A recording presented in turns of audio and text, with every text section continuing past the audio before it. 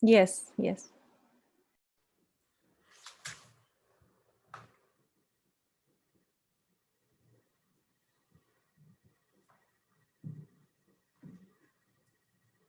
Namaste and good afternoon, everyone. I, Ritika Gupta, Assistant Director at IMFRI, Impact and Policy Research Institute, Prabha Vivam Niti Anusandhan Sansthan, New Delhi, extend my heartiest welcome to you all to IMFRI Web Policy Talk. Today, we are here for a special talk as part of the series, The State of Statistics, hashtag data discourses on evaluating Indian macroeconomic statistical systems, data, trends, challenges for evidence, and impact amid COVID-19. The speaker for today is Dr. J. Dennis Rajkumar. We are also being joined by eminent panelists, Professor Sangamitra Bandyopadhyay and Dr. Rajeshwari Sen Gupta. I would now like to request Dr. Arjun Kumar, who is director at IMPRI, to introduce the program and our speaker for it. So, over to you. Thank you. Thank you very much, Ritika.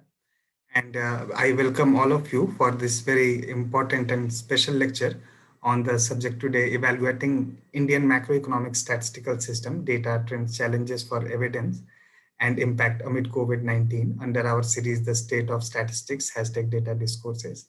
And the speaker today is Dr. J. Dennis Rajakumar, sir, who is director at EPW Research Foundation, Mumbai. So let me just briefly give a brief bio of Sir.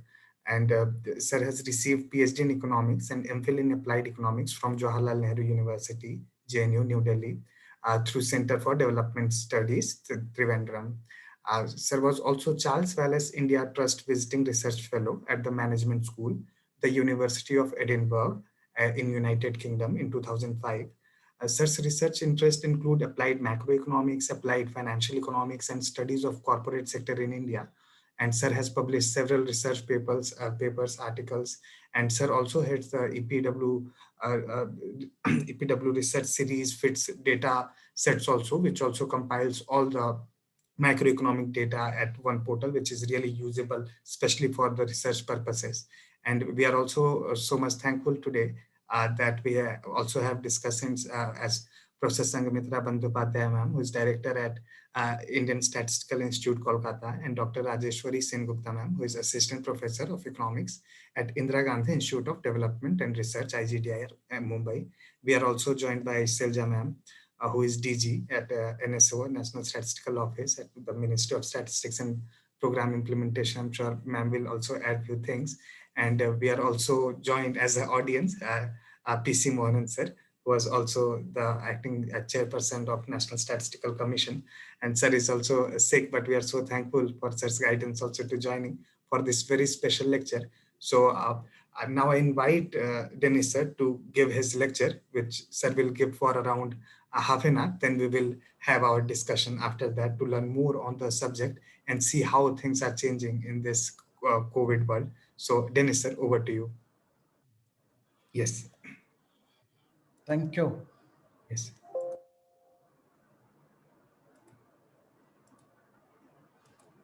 Sir, your video is not coming on. Okay, can you hear me now? We can hear you. Okay. But somehow your video is not coming. Now? The screen is coming. Screen is coming. Okay. Yes. Yes, both are working now. So okay. You can go. Yes. Okay.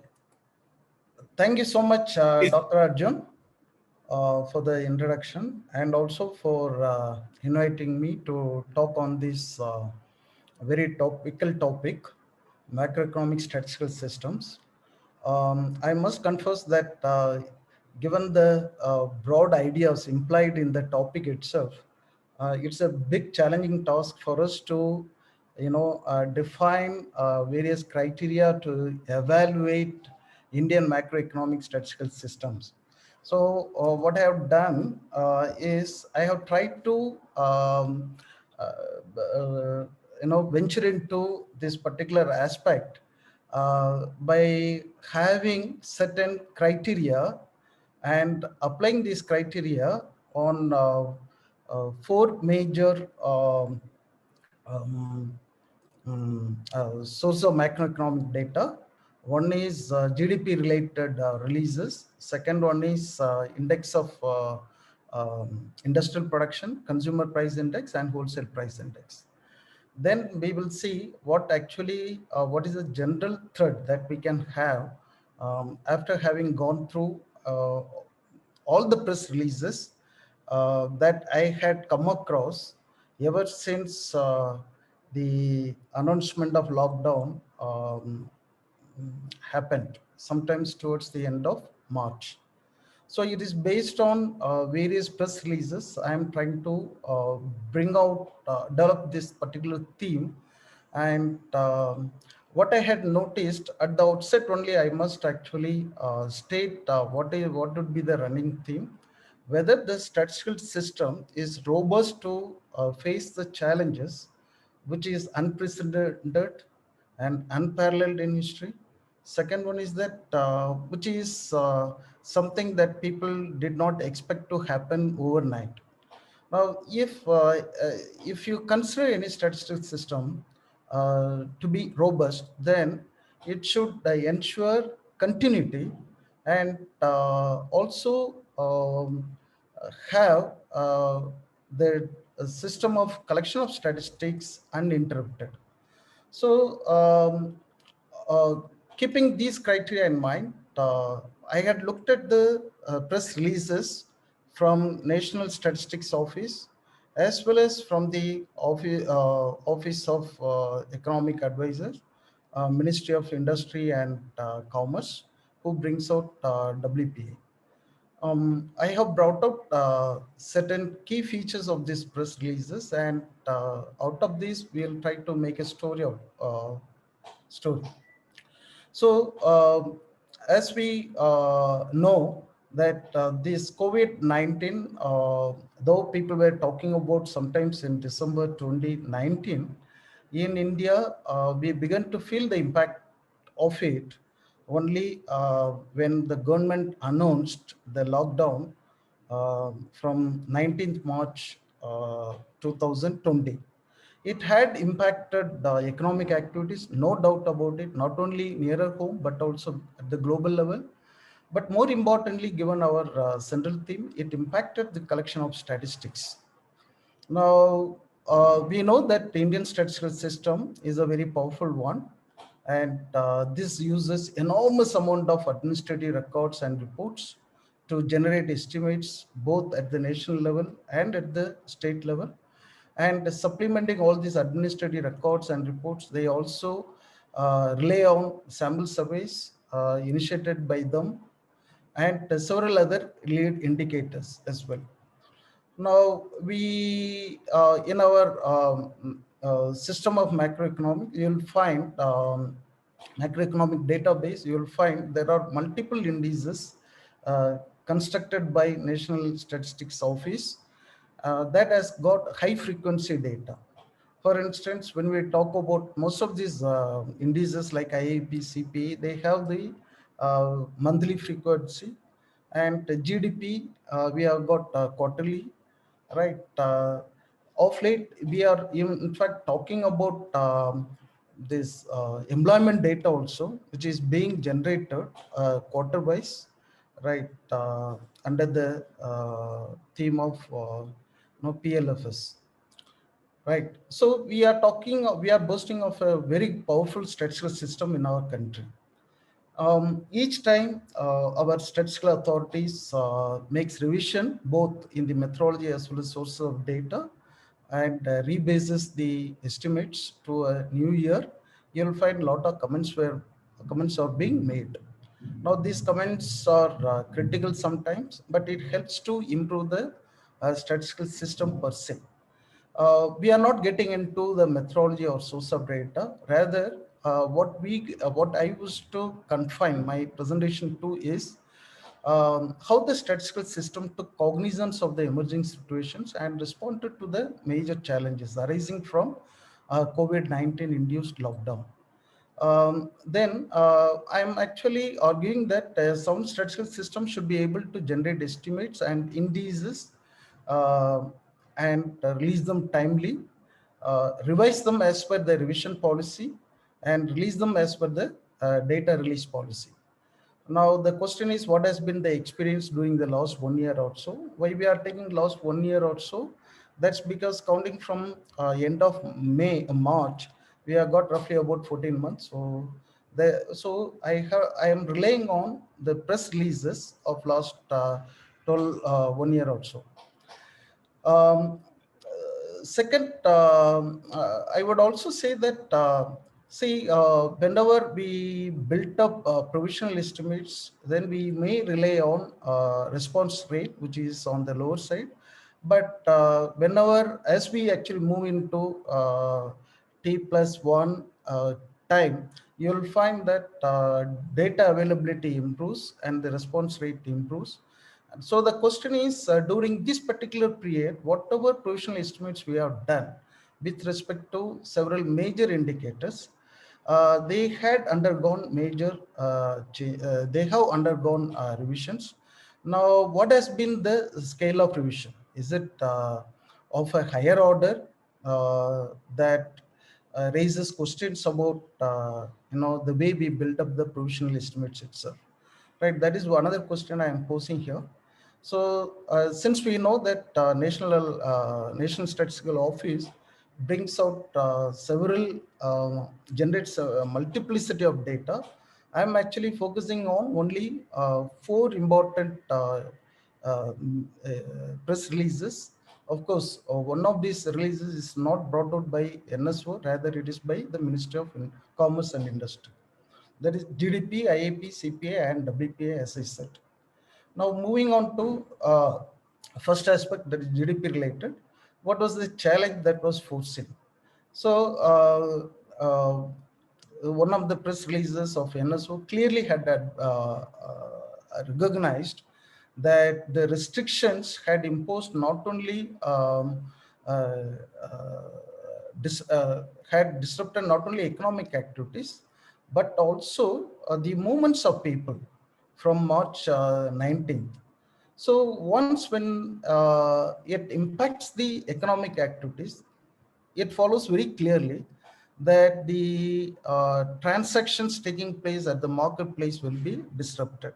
And therefore, this intelligence, whatever we collect based on the market transactions, would also be impacted, and to that extent, the quality of data as well.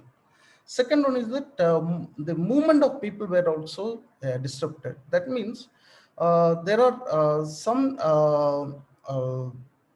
series of data like CPA, right, WPA, which we collect based on the field visits by the experienced people of the field divisions of NSO. Now, due to this restrictions on the movement of people, we find that field visits were also disrupted. That means it is not about the quality, rather the flow of information were also disrupted. But added to this, particularly when we talk about GDP, is that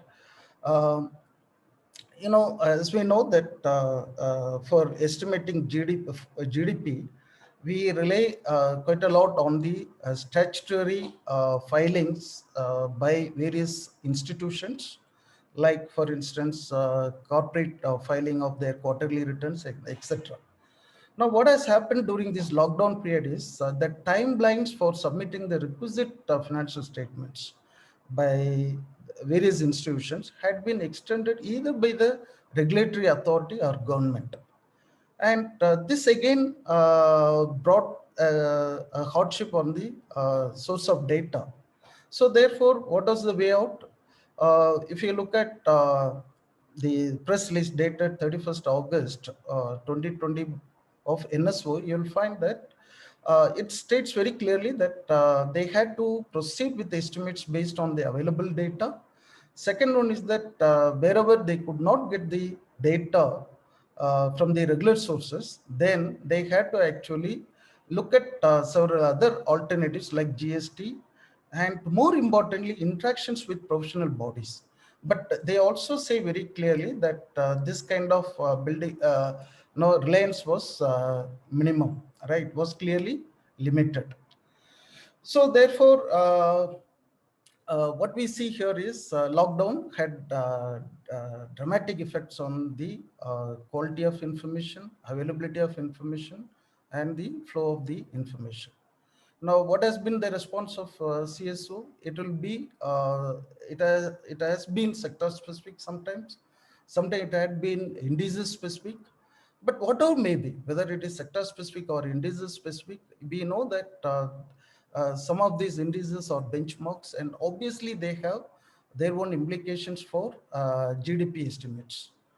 Now, see, as we know that GDP related releases, they fall under broadly three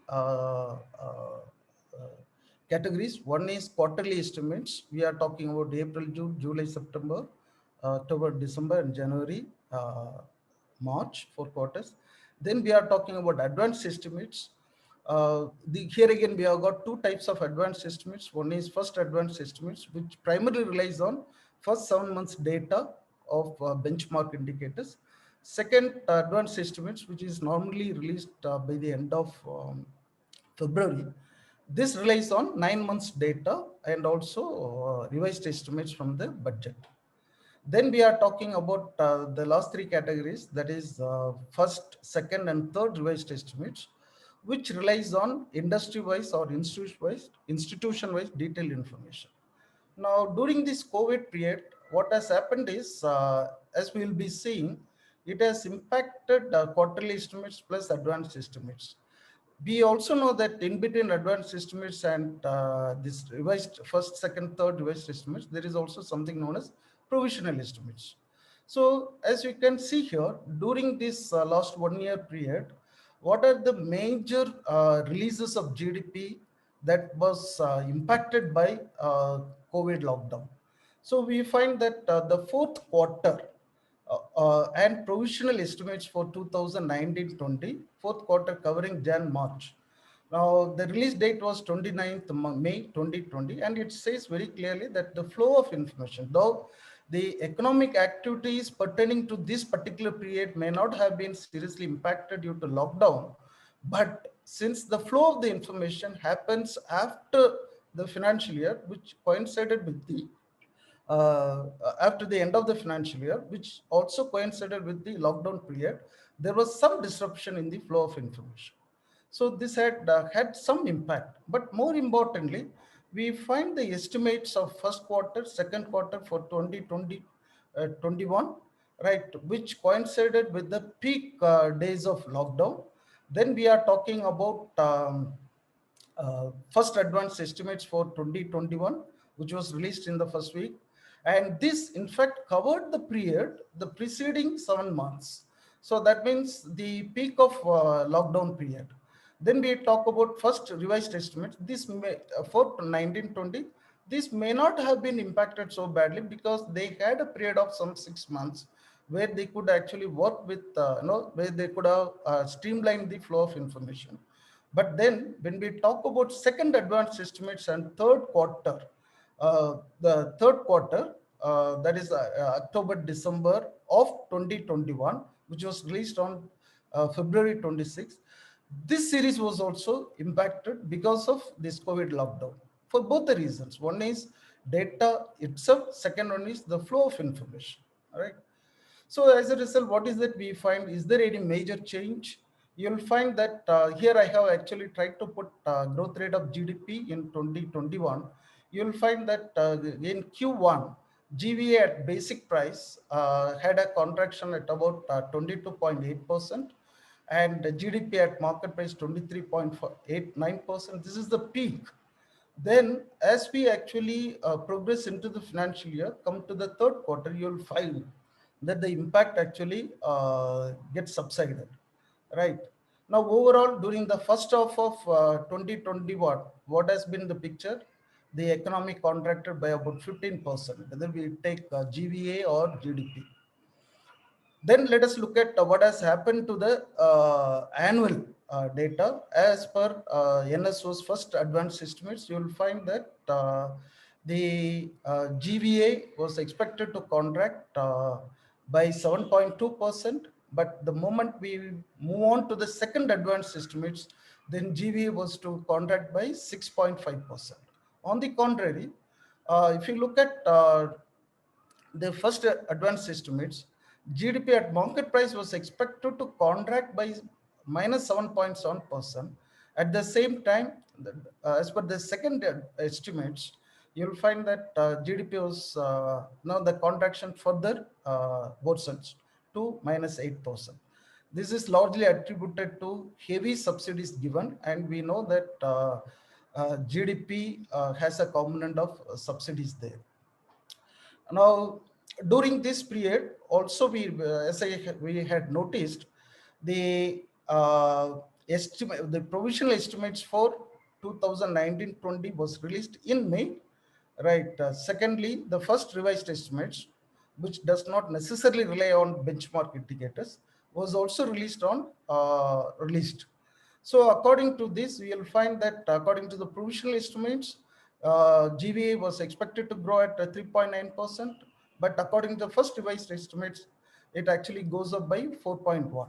Now, GDP at market price also was expected to go down by about 4% compared to the provisional estimate. So you'll find that there has been some differences we find here, right? At the same time, the magnitude of differences what we find here between first advanced estimates and second advanced estimates is rather I would say is rather on the higher side, that is by about 0.7 percentage point. So what has happened? So we'll come back to this particular question towards the end and see whether whether some explanation can be found in the way we use some of the other major indicators.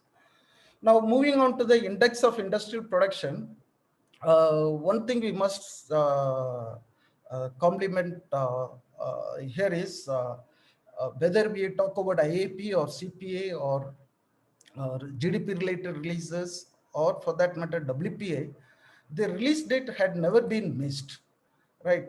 For instance, this is the scheduled release date for all these various months. Now, if you see whether there had been a change, like what was scheduled to be released on April 9th, was it released on April 10th? We find that no. So they were all released on time. Second one is that when we look at the response rate for quick estimates of IAP, you'll find that it was lower, but it improves during the first revision, which takes place in T+1.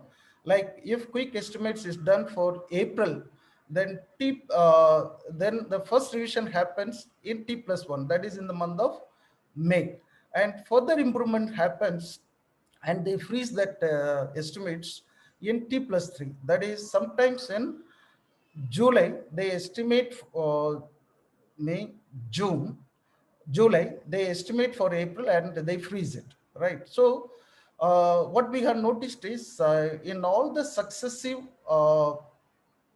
revision, the weighted response rate of IAP has improved. In fact, if you see the quick estimates for the month, March 20, when we expect to see the data for March 20 was expected to come in the month of April.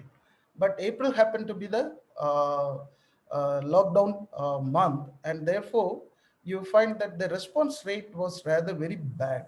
It is roughly about 73. When I say it was low, it is compared to what we see in the successive months. So when we actually move on to February 2021, that is more recent months, you will find that the response rate has been to the extent of 90%, even at the quick estimates level. Then what happens when we move on to first revision? That is, that takes place in T+1. So you find that for the same month, that is for the month of March only, you'll find that for the first revision has taken place with the weighted response rate of 85%, which is very good. Now, secondly, when we move on to the final revision, when they freeze that estimates, we notice that response rate has been 90%. Now, one thing that we have noticed is over the time during this lockdown period, response rate has improved compared to the serious months of the initial months. Second one is that this, as we actually move on to T+1 and T+3, you'll find that response rate has been on the higher side. Now the question is, right? What has been the response rate of the final revision in the recent times compared to the pre-COVID period? So here I have taken 2-3 months before, considering pre-COVID period, that is December 19, January, February 2020.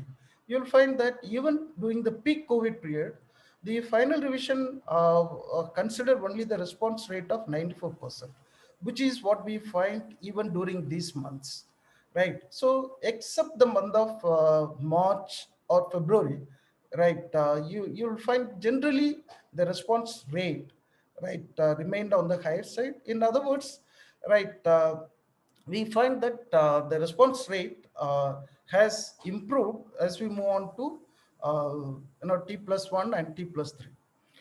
Now, the third point I am noticing under index of industrial production is successive revisions brought about minor changes in the average for the quarter. For instance, look at this table where I have presented the general index, only index values, right, for these months. Now, this is the provisional one.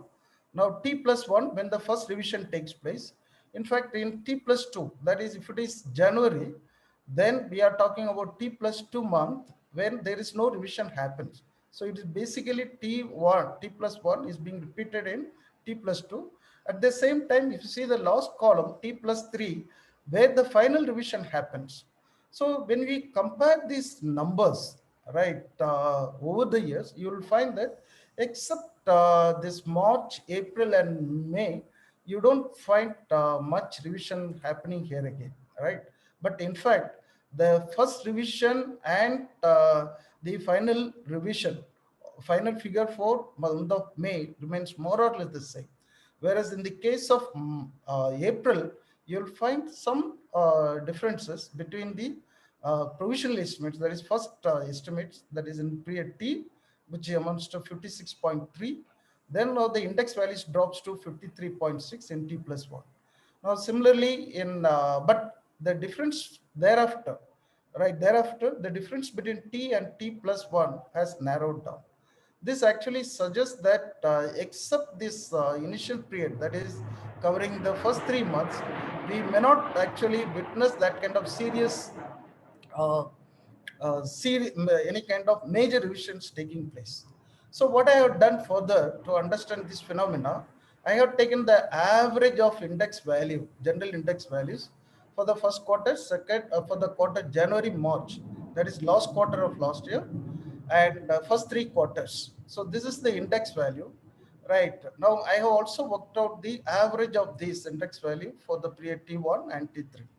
Now, what is that I am noticing? In the month of January, March, that is last quarter of the previous year, there has been the change between the two revision as amounting to 0.54 point differences.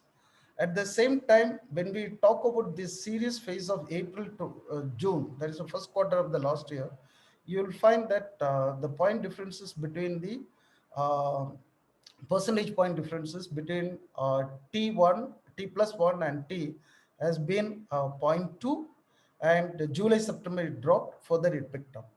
Now, at the same time, when we look at the point differences between percentage point differences between T+3 and T+1, you will find that in the second quarter you have 0.34 and in December 0.26. So that means if we consider April, September of that is the first quarter of 2020 having the major impact on the collection of statistics, it is more to do at the preliminary stage rather than at the successive stage. Here again, I have presented performance of IIP. This is basically based on the latest available data. You'll find that in the month of April, May, particularly manufacturing, it dropped drastically. Let us say, if you are looking at April of corresponding month of 1920, in that month, the index value was 126, which dropped to 42%, 42. That is by about 66.6%. In the month of May, also index values dropped by about 37.8%. overall, this is the scenario.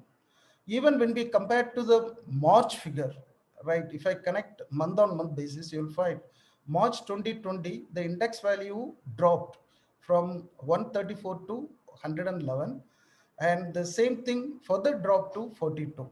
So as a result, what NSSO was quick to react to this kind of situation. So what National Statistical Office said was, drop in the IAP values was more prominent in the initial period, and therefore they discouraged working out growth rate. If I have to quote that press release dated June 12, 2020, now they say that because of major number of industrial establishments were not operating, they could not file, and therefore um, the responding units, right, number of responding units virtually reported nil production in the month of April. So their advice to the user is, consequently, it is not appropriate to compare the IAP of April with earlier months, and users might like to observe the changes in the IAP in the following months. In fact, you'll find that if you look at the IAP for the month of April, May, June, July, for these months, unlike their previous system of uh, reporting the statistics, they have actually abstained from working out the growth rates. Rather, they have just compared the points only, right? The points like 42 compared to 78, 126, 84 compared to the corresponding month of the previous year. So they had abstained from working out this kind of growth rate, right? Now, moving to the third important database, we are talking about CPI, Consumer Price Index. This is again brought out by NSO, mostly collected from 1,114 urban markets and 1,181 village markets. They are generally, the price statistics generally are collected through personal visit by field stop on a weekly coaster. Now, as I said, that restrictions on the movement of people effective from 19th March had also led to a decision of NSO whereby they suspended the personal visits of price collectors. And therefore, the data from the month of March almost stopped coming for about 1 or 2 months. But as we'll see, the way NSO handled this kind of situation uh, is to be actually complimented. Um, from their press release, we find that in the month of March 2020, because that they could not get price quotation from all the commodities, rather they got only 63% of price quotations, that is roughly about 66%. Now, what they argued was, so that means there were some missing price data. So they found that this missing price data were within certain acceptable limits. So therefore, what they did was they released the CPI price data, that is rural, urban, and combined, both at the national and at the state level for subgroups and groups, right? Now, in the month of April, what has happened was, since the price collectors could not visit the place, they had completely, they could not get the data, but they in fact tried to get the data through telephonic inquiry from the designated outlets by the price collectors. Plus, this information was also supplemented by the personal purchase of field stock at about 200 locations across the country. And eventually, they collected prices from 674 urban markets and 523 markets. Right. As we know that they are collected based on the transactions made by the field staff, they actually pertain to the commodities which are actually transacted. So as a result, the NSO abstained from releasing these particular statistics at a detailed level. Now, in the month of May, NSO tried to give some bit of statistics of April 2020. So what they had done for both the months, April and May, they tried but then they found that on the principle of adequacy, they could not get the price movements of subgroups and groups of CPI at various levels, all India level and at the state level, both rural, urban, and combined. And therefore, what they did was they gave only at the very, very aggregate level, subject to the following conditions, that the items, whatever were included, were reported from at least 25% of markets separately, right, from rural markets, that is village markets and urban sector, and constituted 70% of weight of respective subgroups. Second one is that they also compiled this statistics, this CPI, by using direct approach, taking the data from a common market at the national level, that is for constructing at the all India level for rural, urban, and combined. As a result of this, as we can say that, this would be a difficult proposition at the state level. So they had stopped bringing out CPA at the state level for the month of April and May. But later on, they resumed in the month of June. As we noticed in the month of May, what they did was they began to, since there were a lot of subgroups which could not satisfy this, even at the state level, then it actually gave rise to the problem of missing values. So what they did was they adapted this in the month of May. They adapted a methodology known as business continuity guidelines, given by Inter-Secretariat Working Group on Price Indices of IMF, World Bank, etc. So based on this method, right, they had actually inputted the missing value by at the subgroup index, considering the next higher level of aggregation. So this is how they, so therefore, most of the data we have for April and May, they have been actually filled up using this business continuity guidelines. Now, in June 2020, the data did not this data collected did not meet the principle of adequacy, and therefore they did not actually. And this problem was very severe at the state level. So non-release of data at the state level still continued. So that means for April, May, June, we don't get the state data at the state level. At the same time, in the month of June, they found that they could actually manage to generate general CPU for rural, urban, and combined.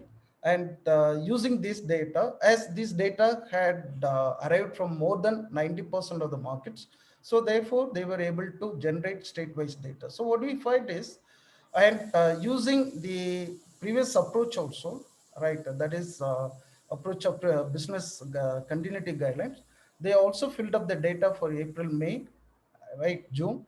So likewise, they generated data for July. And so from July onwards, you find that CPA press releases continue to have state level data, right? August onwards, you see that at all level of disaggregation, data have been released based on their previous practices.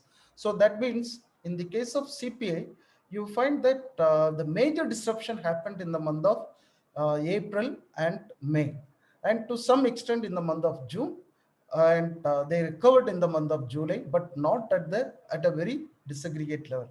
But certainly, other than these 4 months, they were back to what they were earlier. Now, for these reasons, whether there was any delay in the release of CPI data, we find that there has been no delay. This all press releases happened as per the scheduled release date. What we find here is, I was going through it, then I found that interestingly, see, when we discussed about IAP, we talked about response rate. In fact, to get this information in the past, it was very difficult. And I was going through some of the earlier press releases. My gut feeling is they were not disclosed, but to emphasize the credibility of their data sources, NSO in both the releases, that is IAP as well as in CPA disclosed what is the percentage of their coverage or the response rate, right? So we had already seen how that response rate had improved over the months, right, during the COVID period, and also improved as we progress into finalizing the estimates. Now, here also, in the case of IIP, you will find that the percentage of market covered had also improved drastically from August. See, in the month of April, if you see the percentage of markets covered, it was rather very low, particularly the village markets. It was around 44. And in the month of May, it went up to 71. In month of June, further, right, and it improved. And now for since August, it remains above 96, right? Now, similarly, urban. In the first 2 months, there was a major impact, but afterwards, you find that they were able to cover to a larger extent, right? Now, uh, we are actually, we know that there would be two types of estimates of CPA. One, what we call it as provisional estimates, which is released the month in the following month, right? Then we are talking about final estimates. Now the question is whether we find any major differences in the final estimates, at least during this COVID period, let us say covering from March to July. What is it we find in the month of March provisional? I'm not able to get the final figure. And April, May, as we said, they were not, they did not release any provisional figure. Rather, we are having only the final figure. In the month of June, when the percentage of market covered, right, was in between what was covered in May and July, you'll find that the revision did not have any kind of there was not major revision in CPA rural as well as in CPA urban, and therefore on the combined. So similarly, you don't actually get to see major revision happening between the final and provisional. So this actually in a way suggests a kind of robust system of collecting statistics even at the even for estimating the provisional figures. Now coming to the last major database, that is the wholesale price index released by Office of Economic Advisor in the Ministry of Commerce and Industry. Now their major practice is to release, here again we have got two types of releases. One is provisional, another one is final. Provisional is again something similar to CPA, is released on the 14th of every month with a time lag of 2 weeks of the reference month, and it is received from institutional sources and selected manufacturing units through through the web portal of NIC. So that means this does not require much. I mean, ideally, this should not actually. If we had used ICT more effectively, WPA shouldn't have actually been fraught with any compilation of WPA shouldn't have been fraught with any difficulties.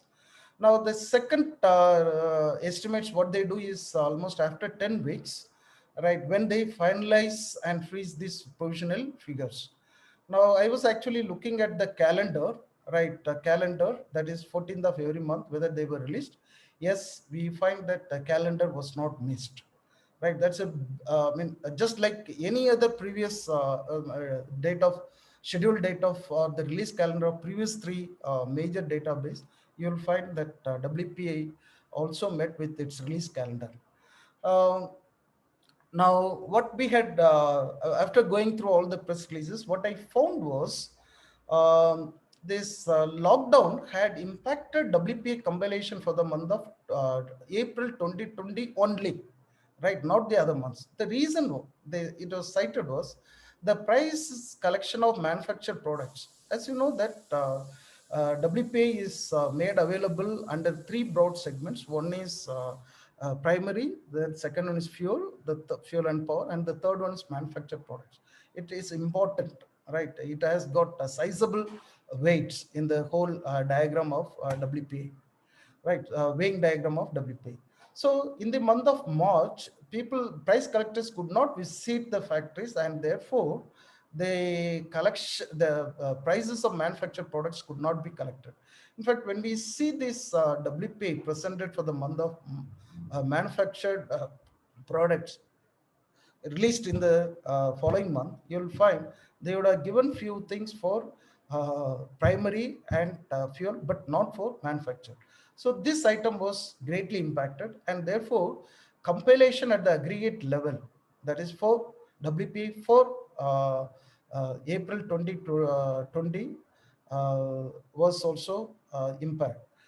Now, what they did was they collected information only for the items for which at least 25% of the price quotations were reported from the selected manufacturing units. But even then, considering the principle of adequacy, they could not actually compile it. Right. But at the same time, what has happened was, as they actually progressed further into future, along with the June data, they were able to finalize WPA for the month of April 2020, and the entire data set for April 2020 was released in July 2020. Right now, this is the response rate we find. See, it is actually, we are not getting a clear-cut trend here, right? You'll find that pre-COVID period, that is before, let us say, in the month of February 2020 and March 2020, for provisional figures, the response rate was 77 and 78, right? Now, if we use this somewhere around 77 to 78, right, as a kind of criteria, then you'll find that after October, right, after October 2020, the collection of statistics has actually resumed to its pre-COVID situations. At the same time, when we talk about final estimates, you find that for the month of March, of course, it had come in the month of May only. You'll find that we have got weighted response rate of 85. Now, if you apply this criteria all along, you'll find that the final estimates has been right using no, final estimates have had higher response rate during this COVID period compared to the pre-COVID period. In that case, we can consider WPA, the final estimates is more robust. But certainly the provisional estimates from October 20 onwards, it's really more robust. Now, these are few remarks I have got, right? So based on this, a close scrutiny of the release calendar, response rate, right, the percentage point differences between the provisional and the final, I'm actually inclined to conclude that our statistical system remained resilient in the time of crisis, and the timeliness in the release of data was intact, which actually speaks volumes of the robustness of the statistical system we have got. And more importantly, a good statistical system should be able to adapt the appropriate methodology. Now here, what is considered as appropriate, let us say that internationally accepted methodology, then they were quick to adopt within 2 months, right? They were able to generate data for missing values of CPI using the business continuity index, right, for April and May 2020. Whether the subsequent revision had differed from the provisional estimates, we don't have major evidences to support that. Now, I must also say that during the time of crisis, our transparency in the data collection system has improved. Now, earlier we did not report the response rate or percentage of markets covered, let us say in the case of IAP and CPA respectively.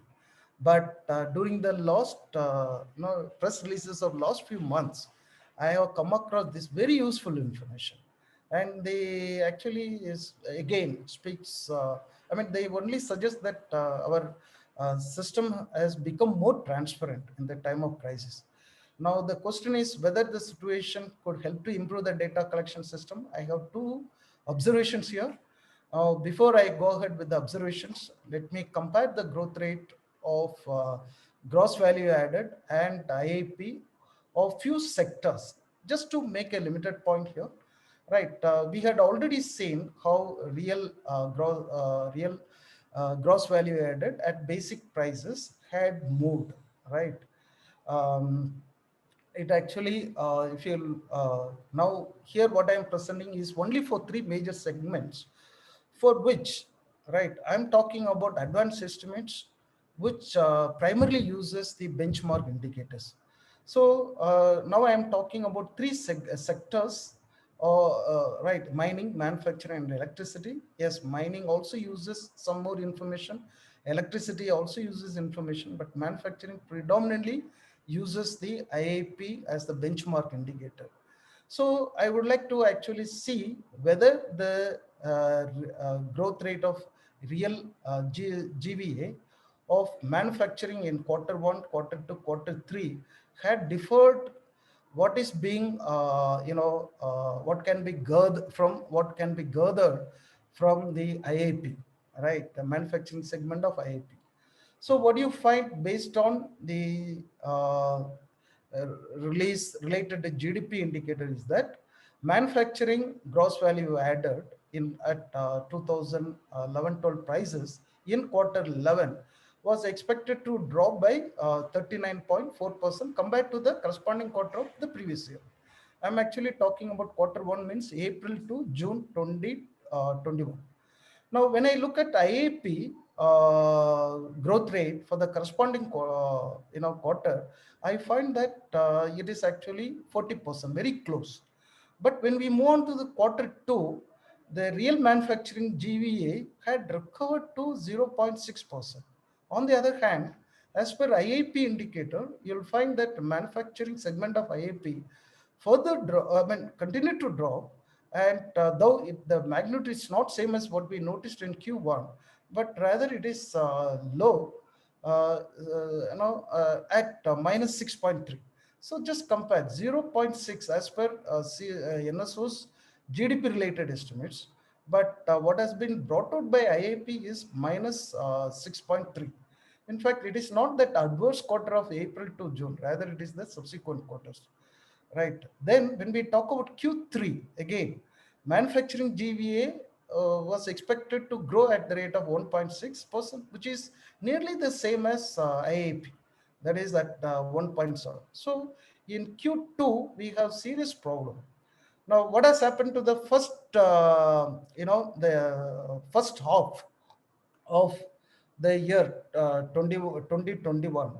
Manufacturing GVA was expected to grow, rather contract by 19.4% according to the GDP related indicators, whereas according to IAP indicator, it was expected to contract by about 23.3%.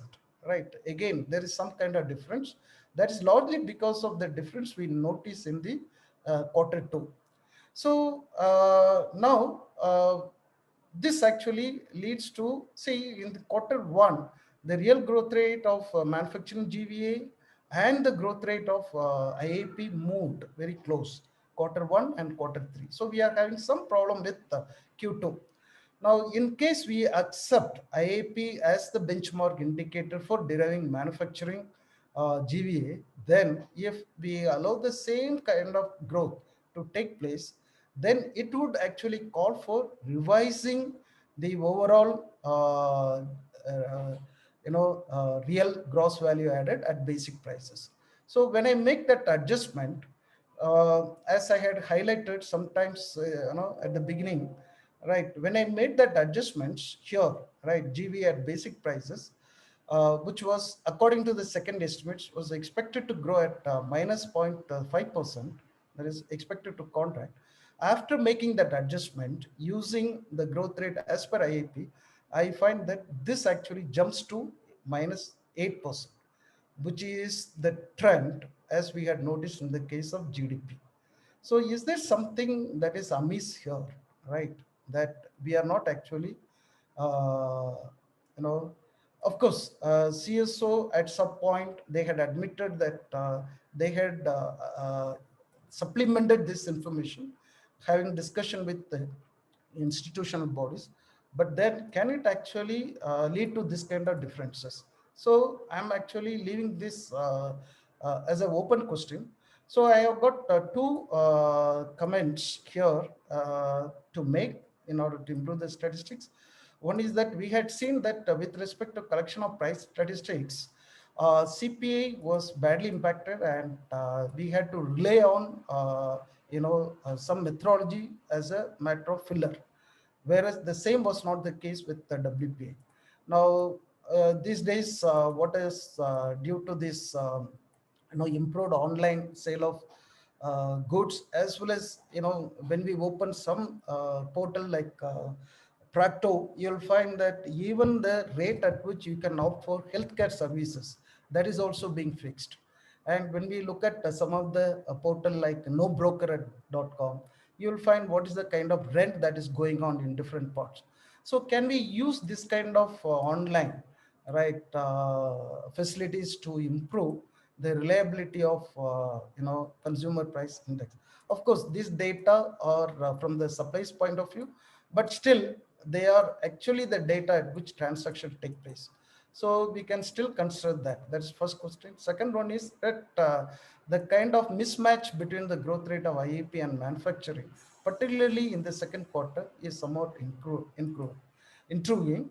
And we all know that IEP is output based and GVA is value based, value added based. At the same time, since we use this IEP as a benchmark indicator, then why we notice that in the second quarter, there's a huge difference. Now, as I said, in case you make that adjustments, even if you are considering a contraction of 6% here instead of 0.6% growth, then the GDP during the second advanced estimates wouldn't actually drop to 6.5%. Rather, as I said, it would increase to minus 8%. I think with this, I'll conclude. Thank you so much. Hello.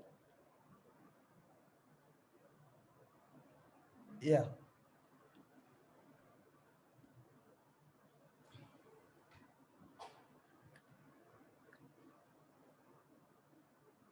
Dr. Arjun, you are on mute. Yeah. No, not. We are not able to hear you. We are not able to.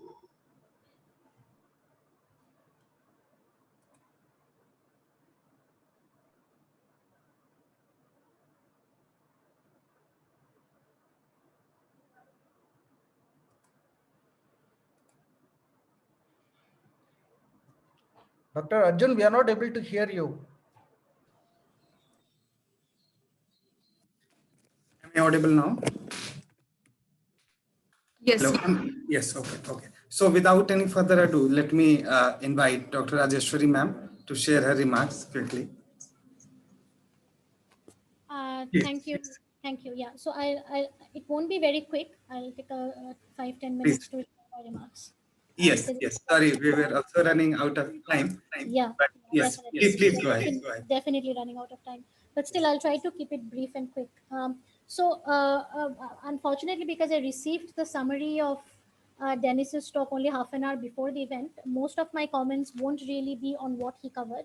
Although it was very interesting and insightful to listen to his points and the detailed nitty-gritties about the release calendar of the various macroeconomic aggregates. Now, because the topic of the overall discussion is evaluating Indian macroeconomic systems, a statistical system, I want to focus on one specific element of it, which relates to the very important and relevant issue of trust and confidence in official statistics. And then I'll cover the points that I have to say, and then towards the end, I'll talk about the specific period of the pandemic as well and address some of the points that were raised by Dennis. Now, as we all know that in the first few decades after independence, the Indian statistical system enjoyed a global stature and received widespread appreciation and recognition from all over the world. But since then, we have come a long way, and especially in the last 10 years or so, there has been a severe erosion of trust and confidence in the official statistical system. Since we got past the Hindu rate of growth and we implemented, all the reforms of the early 1990s, we got a major economic boom from about 2003 to 2008. But since then, the Indian economy has experienced several episodes of fluctuations. The volatilities in the economy the shocks to the economy have gone up manifold.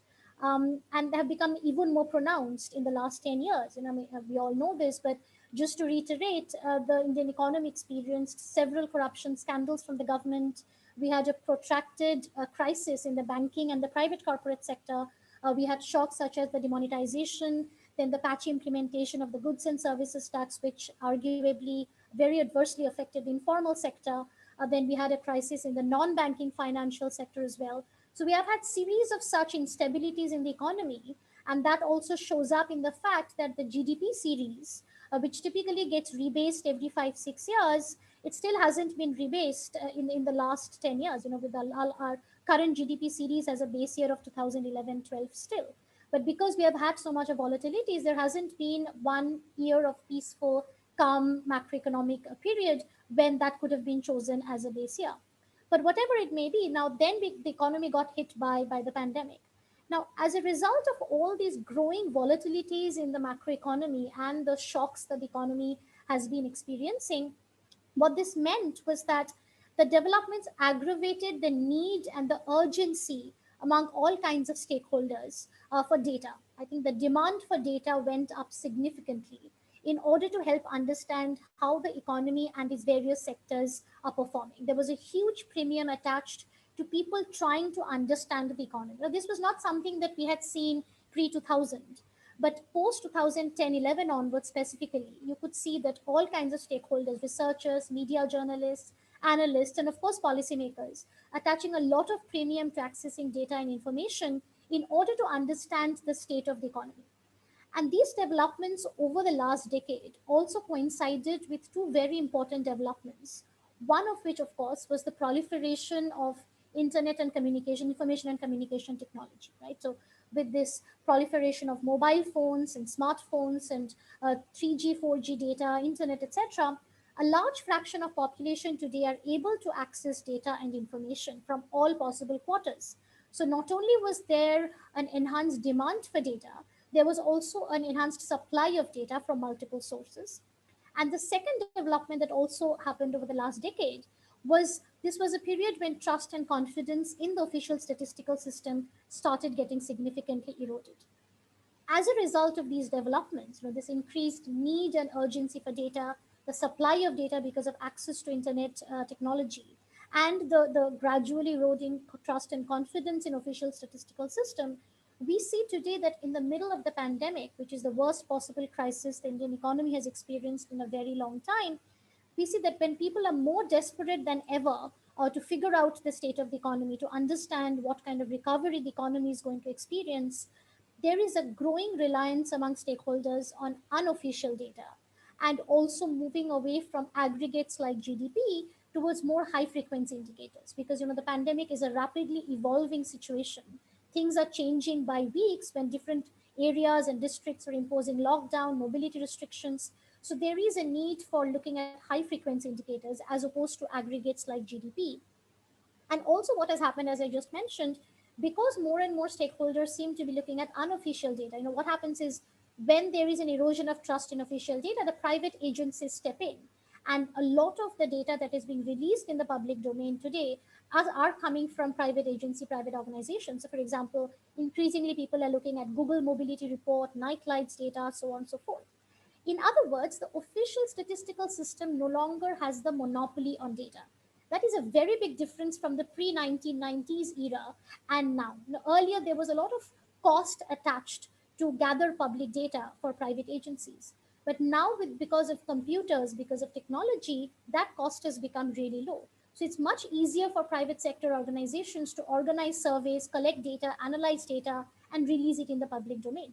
So there is these two parallel data sources that have emerged in India today and elsewhere in the rest of the world as well, which is one is the national statistical system and one is the private data released by the private sector organizations. And we have seen that for major part of the last 6-7 years, there was a divergence between these two data sources. So I shall cite two instances, of course, that everybody knows here, but it helps to refresh the memory now about erosion of trust in official statistics and the divergence that I'm referring to. So one, of course, was that when the new GDP series was released in 2015, many of us for the next 4 or 5 years relentlessly wrote about, we studied, we wrote about, I think Dennis was also involved. We wrote about several problems and flaws in the methodology of the new series, about the data sources that we used. But however, till date, we don't know what steps were taken by the National Statistical Organization, the CSO or the NSO. I can't remember anymore what it's called because it changes.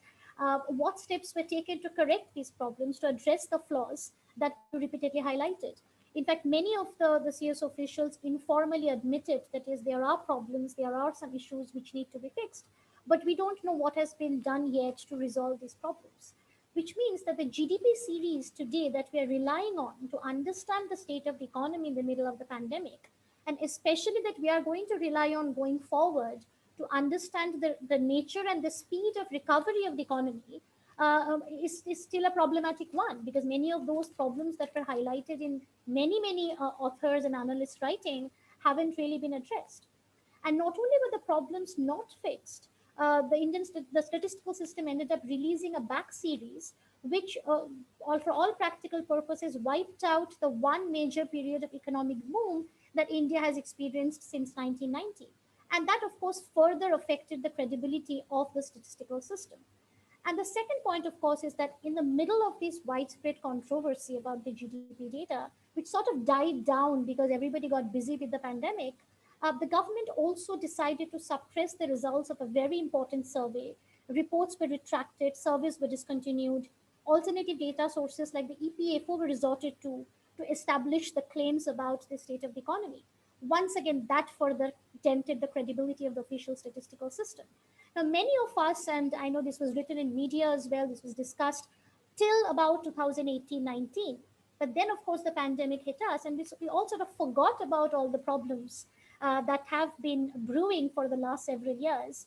But none of these problems were addressed, none of the problems were fixed, which means the most of the data, especially GDP series that we are relying on now, are still beset with the problems that were highlighted in the last several years.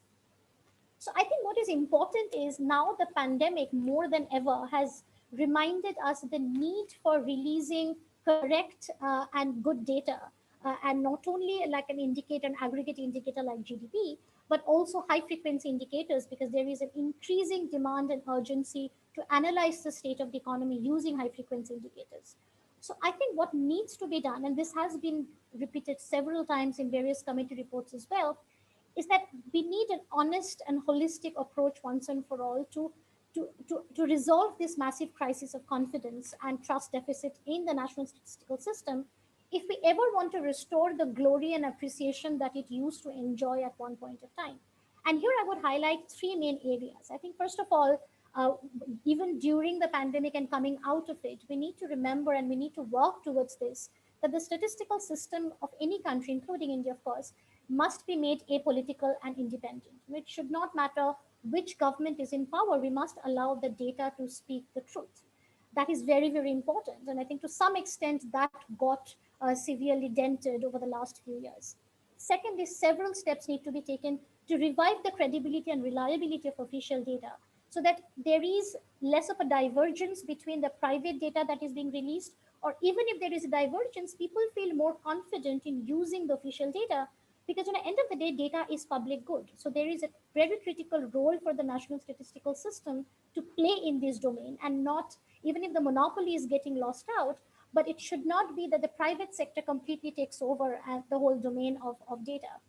So I think there needs to be much greater transparency of the methods that are used in data collection and production. And it's great, as Dennis pointed out, that in the last 1 year, several attempts have been made in being more transparent about the response rate, about the percentage of market share, etc.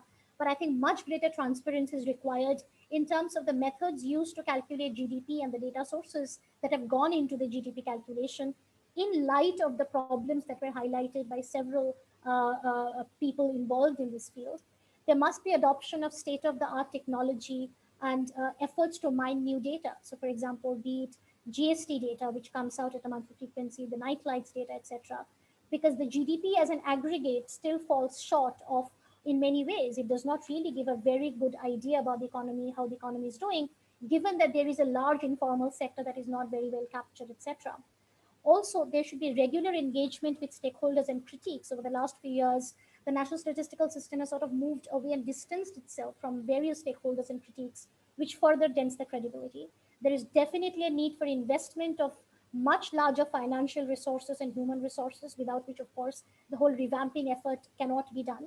And I think it's extremely important to revive the National Statistical Commission as an independent body, so that the whole statistical organization reports to an independent commission and takes the government out of it. I think these are the steps. Again, these are nothing new that I'm saying, but it's important for us to remember we should not forget this now that we are in the pandemic.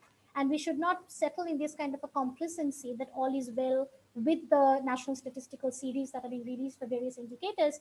There are many, many problems which have been highlighted over the last 5, 6 years. And the pandemic should be used as an opportunity to fix some of these problems. So, and lastly, I would say that whether we like it or not, the private sector today is playing a critical role in producing and disseminating data. I mean, look at unemployment, employment statistics. Any outlet that you look at, most of the outlets are quoting today the unemployment statistics collected by a private organization and not the ones that is coming out of the national statistical system. So that itself shows that it's an extremely important indicator, particularly in the context of the pandemic, when we need to know, we want to know what is the state of unemployment, both in the formal sector and in the informal sector, as high frequency a basis as possible. But that again is something the need is being met increasingly by the private sector and not so much by the official system. So I think the official statistical system has to start collaborating with the private sector so that the two work together towards producing the public good of the data, as opposed to working against each other, which doesn't really serve any good purpose. So I would basically say that statistics give a quantitative force to reality. So we must allow the statistics to reflect the reality as well as possible. And there, I think there is enough. I mean, I'm really heartened to see that the release calendar has been maintained as diligently as possible. There is an attempt to do greater transparency, but there is still a lot of improvement to be done in very, very important aggregates like the GDP, which is still beset with several problems that were highlighted and have not been addressed. There are also problems of divergence between the IIP and the GVA, as Dennis was mentioning. Also, if the provisional and the advanced estimates of GDP have been based on limited data, we need to understand what it means in terms of interpreting the real GDP growth rate for 2021 when the final data comes out. Again, with regards to CPI, while it is commendable that the response rate and the percentage of market share have been released, but the fact that there was so much of missing information and the data was imputed, for example, made it very difficult for the central bank to forecast inflation for several quarters. So what instead I think now needs to be paid attention to is, instead of doing such door-to-door surveys, can we replace it with something like what has been done in MIT in the US, which is the Billion Prices Project, where you cull out the data from online retail sales platforms, at least for the urban areas, and create some kind of an index of price inflation or price movement, uh, taking help of modern technology, etc.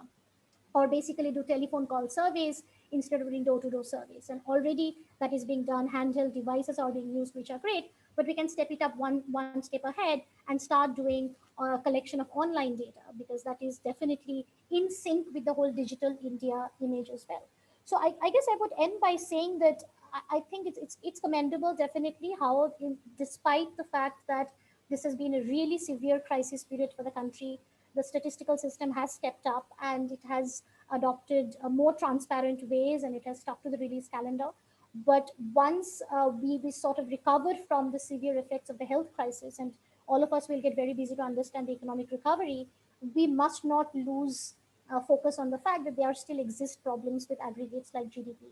And the CPI is, I would say, one of the better collected aggregated data, one of the better put together data, but there do exist problems with the GDP, and we need to take steps to figure out how those problems can be resolved so that the picture of recovery of the economy is as honest to reality as it can be. And going forward, how can the national statistical system further revamp its further improve the data collection methods by adopting new methods, state of the art technology, by also taking help of new data sources that keep coming up, as I said, and also maybe collaborating with the private sector when necessary. So I think there has to be a very comprehensive effort in addressing the existing problems and going to the next level, so that when the next crisis comes, and of course, all economies will keep facing crisis, or one crisis or the other, the statistical system is even better equipped. And the most importantly, and this is my last point, I think it is extremely important to restore the credibility and the reliability of official statistics, which have gotten affected significantly over the last several years. So I will end my comments with this. Thank you so much. Thank you, Dr. Sengupta. Very excellent points, I must say. So you have really tried to summarize the whole macro statistical part in a nutshell, and what needs what is required. I would quickly ask Shalja ma'am, if you're there, Dr. Shalja ma'am, if you want to chip in and add few points. Or Mohan sir. Anyway, anyhow, let me add few points, then we can come to Dennis sir for some of his comments, if sir wants to also to add. So thank you, sir, for really highlighting so many of macro statistics which you were stressing today on GDP and national account stats, IIP, CPI, and yes, the localized and other things which Rajeshwari ma'am also was highlighting, the OECD framework and the sales data which US use. We have not been also able to make much mark through using the MIS data or the digital data. As ma'am was saying, there is also NDAP which Niti Aayog has come, and there is also a policy which MOSPI is making on this official statistics, also the digital ones. So sir, how do you see that that progress being done during the last 1-2 years, especially as we are moving ahead? Some points I also wanted to ask based on the press release, CSO and others, that there is also doubt about the quarterly figures. In fact, our system only does not take it very seriously, that the quarterly estimates, be it for PLFS, for the labor or for others only, that it only just shows the direction and not the quantum is very right.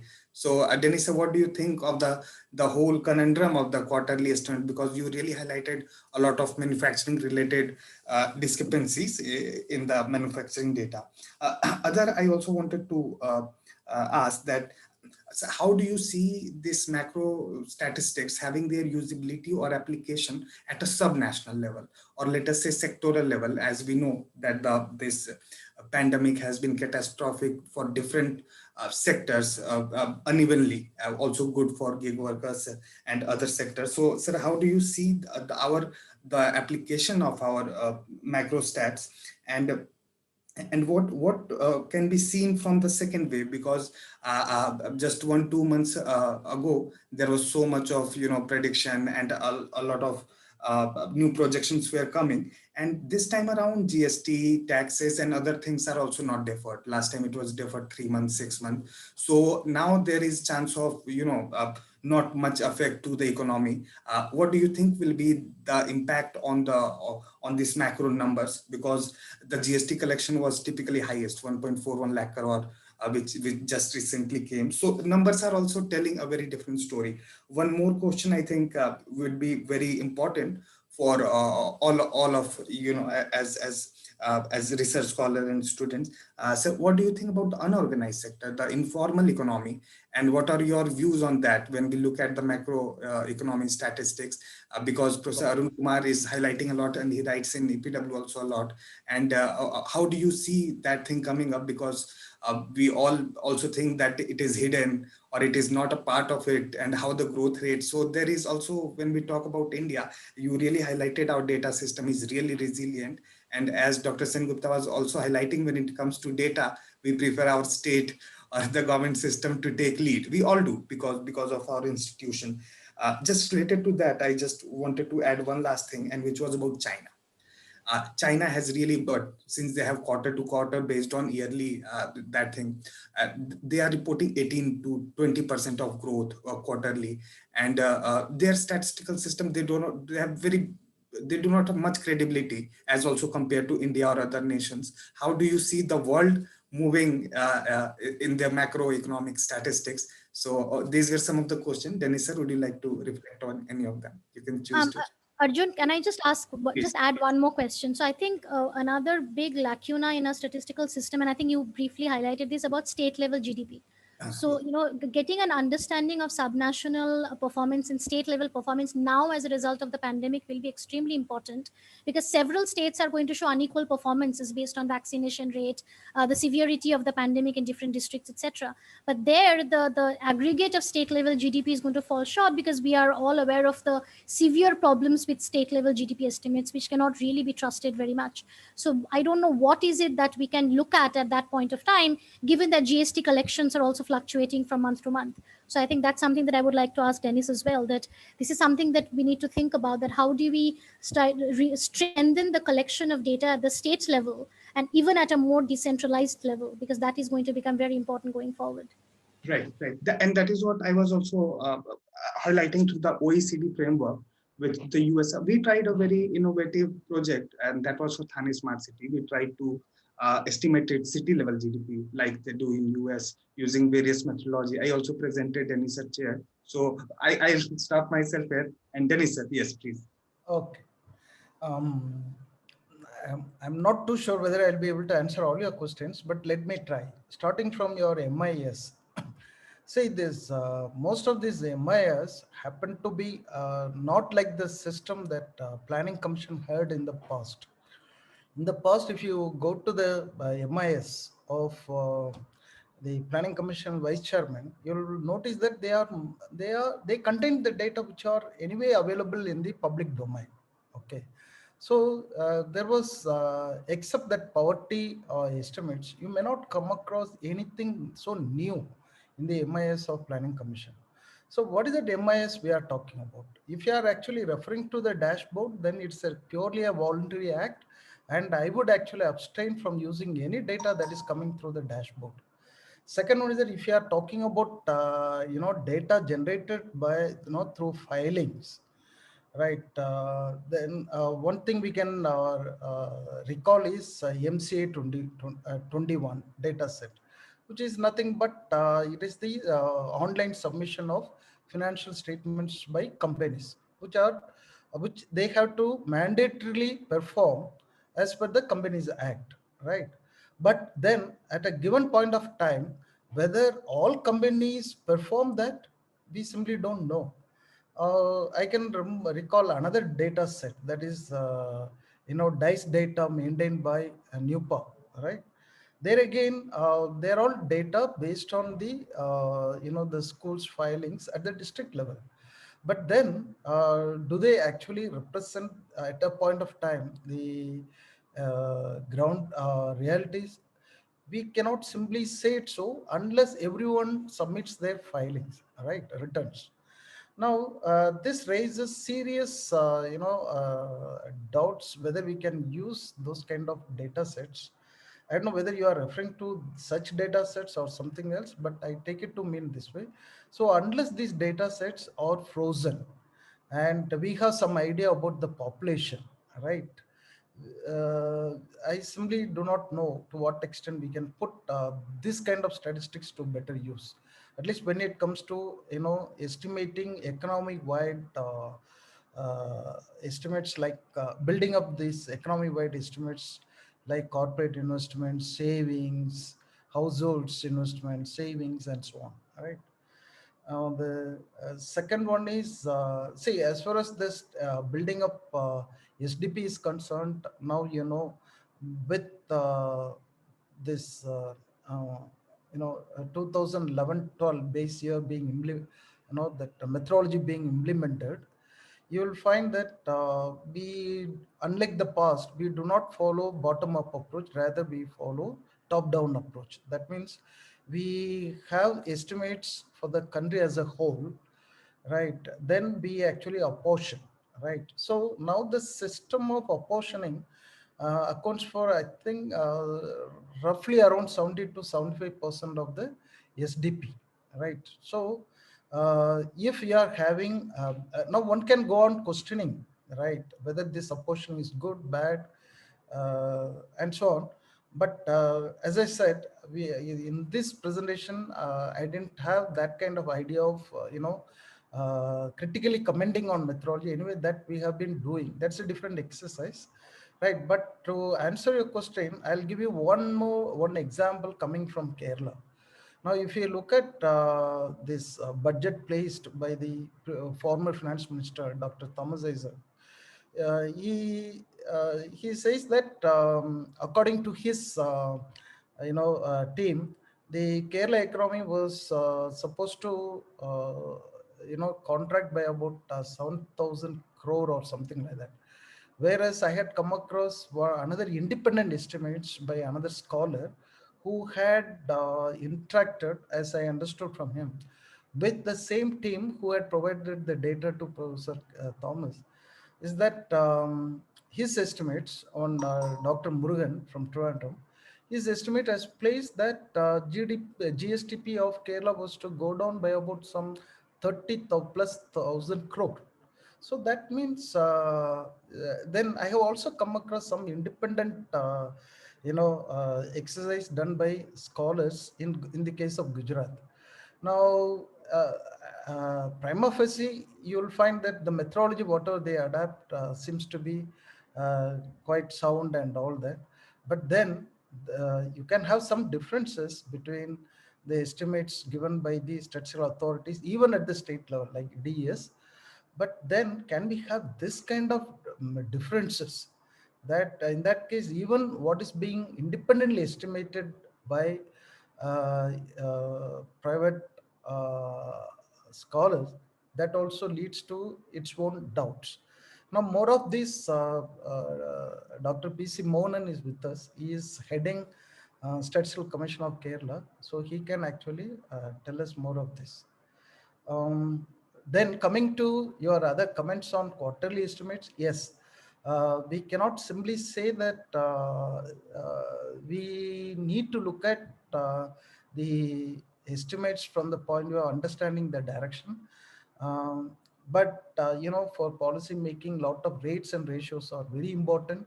And if these rates and ratios are generated at more frequency level, then the entire data system itself will become more robust. Now, considering that we need even absolute size of GDP estimated at even at the sectoral level, we need that, right? Now we are talking at the interval of 3 months, right? Now the question is whether they are reliable or not. I think this is not the forum to debate that issue. Yes, there are issues like I myself had highlighted in this presentation.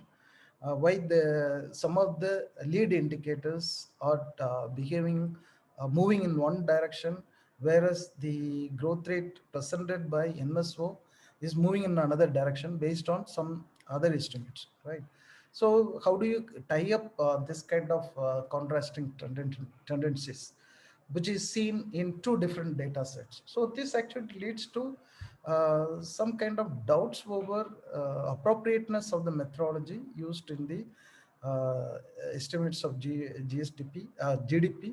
But then we would actually defer this discussion at the moment. But all that I can say is we need even absolute size.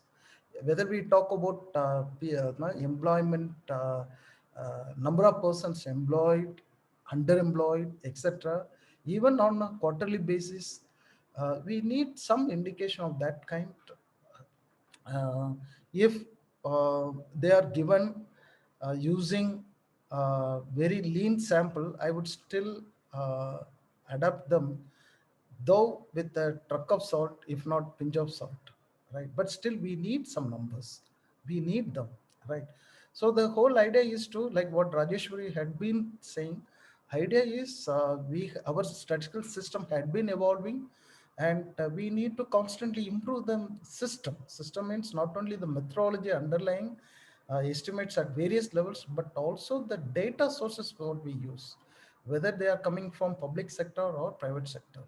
So I would rather say that we need to look at GDP numbers, employment numbers, output numbers in its totality, in its absolute size, not only to understand the direction, we need them, right? Because the policy functions on rates and ratios. And if they are there at a more frequent level, it is still the better. Now, comparing with China, I wouldn't venture to do it. China has a different motive. I know there are people who make complaints, make comparison with the Chinese system of statistical system. But for a moment, being a student of India's statistical system and Indian economy, and having closely observed and worked with people who closely worked in building up Indian statistical system to its present day format, I wouldn't actually compare with Chinese system at all, which has different motivation, right? Ours is still a welfare state, right? There may be some issues of release of certain survey reports, but leave that apart. But still, with when I'm sure Dr. Mohanan would agree with me. You must have seen the way he had been writing about non-release of PLFS, first survey report, because that provided some estimates which was contrary to the popular belief as to what how the, let us say, the government had performed. Ultimately, since we are welfare state, we need to evaluate the performance of the government using lot of economic indicators. So we cannot jettison the employment surveys just like that, or keeping to ourselves. But with this kind of public activism, government was forced to release it eventually. It happened, and we had witnessed it. Right. So the idea is to improve the methodology, like what Rajeshwari had been saying, improve the data sets, right, and enrich our statistical system. I would actually move forward in that direction rather than, um, making a comparison with some system which has a different motive. Ours is a welfare state. We need to strengthen our statistical system. Come, whatever be the difficulties, whatever may be the problems we find, but still, like public activism by some of these writers, right, people who were once associated with the statistical itself, right, how it forced the government to actually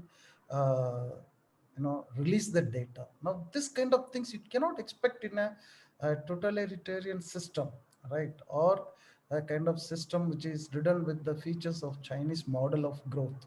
We cannot have, right? So the idea is to improve. The questions we need to ask is whether ours is better than China or not. No, whether we are doing better than how we used to do in the past, right? I would rather put it that way. But I would like to hear more from Dr. Mohanan regarding this SDP and DDP, in case if he's there. Yes. I think. Mohanan sir, would you like to? Okay, let me say a few things. Please. So, state government wanted me to look at the statistical system, but immediately after that, the pandemic came, and then I had not moved out of my hometown. So, but let me say that, whenever we have this kind of a crisis situation, nobody can disagree about the importance of data. If you want to manage any crisis, you need as much data as possible. But the current crisis has hit the data collection like any other sector, and real field level data collection has been totally lacking for the last 1 year or since last April. What we have is only some kind of short surveys or based on telephonic and other things. So this is a real crisis for the statistical system, that we do not really have data from the field, especially on the unorganized sector. And the statistical system basically depends on certain established sources, whether it is for the IIP or the CPI or WPI or anything, because they have to be consistent. They cannot produce one set of figures for a month and then change the methodology and produce another set of figures. So for this consistency reason only, they have to follow a standardized procedure, and that is what the CS has been doing, depending on the same sources. But what Dennis said is good. At least the transparency is something which is improved in terms of the reporting, because they never used to come out and say how much is the reporting kind of thing. And then the statistical system also lacks certain flexibility. That is very clear in this kind of a crisis situation of pandemic. What you need is a more flexible system where you can think of innovative methods and putting data. That unfortunately has been missing. For example, what Dennis told about the Kerala state economy, in the last May or June, I was asked to give an estimate of the economic loss due to the pandemic and lockdown. Basically, the lockdown at that time, because we did not imagine the pandemic to continue. So when I looked at the data, the state people, they didn't have any quarterly figures. The state people don't produce any quarterly figures. They produce only the state domestic product, an estimate for the state government, unlike the central thing. When I wanted to do a quarterly loss estimate, we didn't have really anything. So initially, I tried to do it by looking at the employment share and then looking at the employment data from CMI and what sectors are losing the employment. And then also the sector, assuming that certain sectors like the health, the government and all will work all right. We produced something like, I produced a figure of around 78,000 crores in the first quarter. That would be the economic loss in value addition. But then later on, I wanted to slightly improve it. Then I told the state people to do a very quick survey for me about the unorganized sector. So I suggested they take the last NSS survey, that is 2015-16 unorganized sector survey, take out the same schedule, I mean the list of enterprises they made it, and revisit the enterprises to see how they performed during these 4 or 5 months. And they did that, and I used some of those estimates from that very quick survey to adjust my initial estimate to about the economic loss, both in terms of employment loss as well as the income loss for this unorganized. And that is how Dennis, some figure, you said about some figure which Thomas Isaac mentioned in the budget. This was how the loss was estimated for the first 2 quarters based on a very quick survey of about 1,500 unorganized enterprises. The remaining we took this. But the fact is that the state statistical system, they don't produce any of these IIPs or the price index, or even if they produce it, nobody looks at that. So we don't know. The last 1 year, I don't even really know what kind of work they have been doing except producing this official data. Now the reliance on the MIS is also another issue. I just also mentioned about that. Is we need to look at alternative sources, but the MIS is also most of the time it is more of a publicity tool, I would say, because there was a health management information system, HMIS, which was launched last year with a lot of fanfare. In fact, it was there for 10 years back, but last year again they revamped and all that. But I haven't seen the HMIS coming to any help during this health crisis that we are now facing. So most of these dashboards that come out with very little references, and the dashboard figures keep changing as you look at that. You don't even know for which date it refers to. I had a recently an experience with the Jal Jeevan mission when I was looking at some data. So some of these MIS and databases, as Dennis also mentioned, we do not know the background. We do not know the basis, the base on which they are built. In fact, the DICE he mentioned initially they had only the reporting schools. So as the number of schools reporting increases, the attendance rate also increases. So these things needs to be more clarified when we are using the MIS. Too much reliance on this MIS or the app-based data collection system has its own problem for the national statistical system. I mean, they may be useful for immediate publicity or immediate problem solving, but using them for producing reliable and consistent numbers for the economy, we need to be more careful about. But all said and done, what Rajeshwari rightly said is that we have to invest a lot of resources. In fact, statistical system is one area where the resources has been very has been declining over the years. We have the same manpower which we used to have 30-40 years back, and because of the bureaucratic system, there are rigidities built into the system. So a methodology of using both the private sector initiative as well as the official system is what is required, but that has not been happening at all. Earlier, or even now, the private sector data are not taken very seriously by the government officials. And all said and done, the statistical system has not been, does not have the kind of autonomy or independence currently that we have. For example, the US, they conducted the census last year. In spite of the pandemic and all that, they did a census of the US population. It started, I think, in April or May last year, and they had 2 or 3 stages rather to finish this. And by December, they had completed the census. But we can't do that kind of thing. We have no way the way methodology we follow. So this is all the issue of resources is one thing which I need all of us to that we argue with the government. And at least once the pandemic is over, I think it's time for a very serious look at the data collecting system that we have, or at least that we need to build up for the country. I think it's a very important topic, Arjun, you selected, but it's something on which we can talk on and on. And I must thank Dennis because he has very carefully looked at these three important micro statistics, especially in terms of the data coverage and the changes in different revisions. So I must thank you for doing that. Let me thank Dennis and also for Rajeshwari bringing out some very good points. Thank you. Sure. Thank you so much, sir.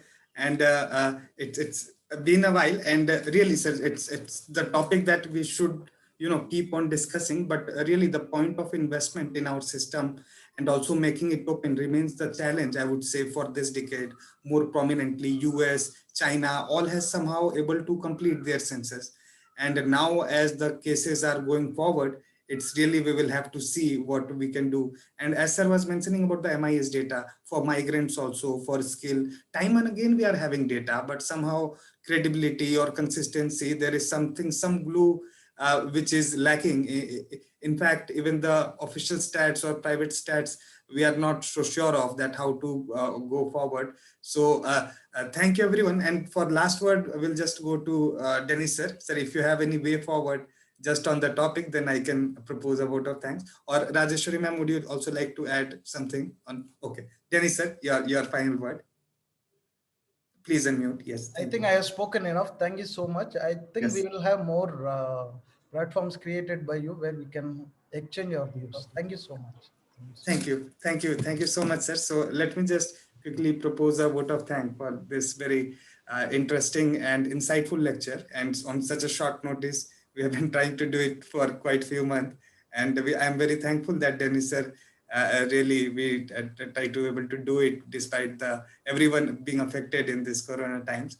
So for this series, the State of Statistics #data discourses, and this special lecture evaluating Indian macroeconomic statistical system, data trends, challenges for evidence and impact and amid COVID-19. We just thought to have this focus from Dennis sir. So we're very thankful that Dennis sir really took it up and made a very extensive presentation looking into the recent data. So thank you, Dr. J. Dennis Rajakumar sir, for delivering this special lecture. I'm also very much thankful to Rajeshwari Sengupta ma'am from IGIDR for adding so many plethora of points as discussant for this very enriching deliberation, and to all other participants also, those who are also not able to join. And we are also very much thankful to PC Mohan sir, and hope for his recovery very soon, and for his overall guidance, and also for this series, so that we come to solution and engage more so of those who are interested in this topic to learn more and enlighten ourselves. Thank you very much and have a nice evening. Thank you. Thank you so much. Thank you. Good nice.